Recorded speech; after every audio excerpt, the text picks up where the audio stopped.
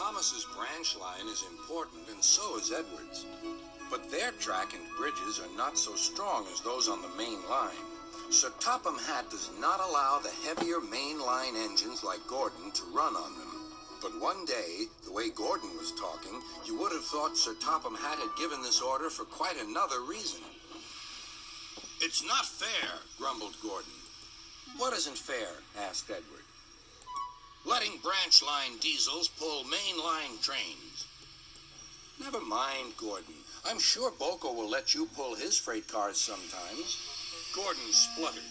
"I won't pull Boco's dirty cars. I won't run on branch lines."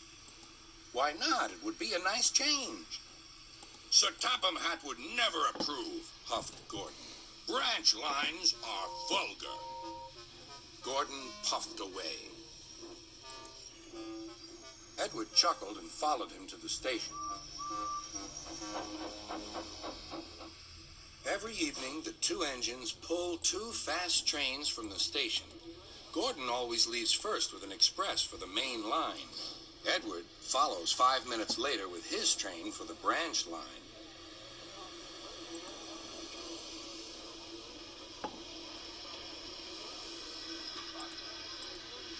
Usually, everything runs like clockwork, but tonight there was trouble. A lady in a green floppy hat was saying goodbye to a friend.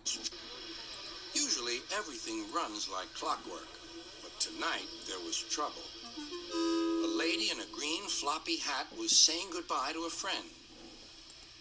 It was nearly time for Gordon to start. The fireman looked back towards the conductor's van and saw something green waving. "Right away, mate." He thought the conductor had waved his flag. Gordon started, leaving luggage, his passengers, and the conductor all standing on the platform. Everyone was very surprised and cross.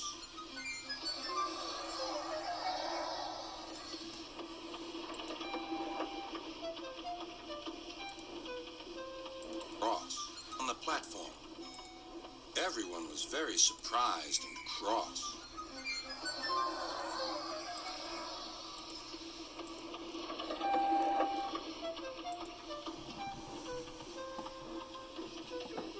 To make matters worse, by the time Gordon had been stopped and brought back, Edward was already late with his train. So now he set off first. But the signalman at the junction wasn't told about the change. By mistake, he sent Edward along the main line.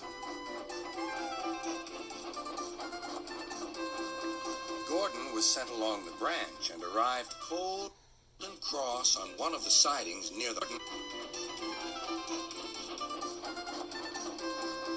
Gordon was sent along the branch and arrived cold and cross on one of the sidings near the harbor.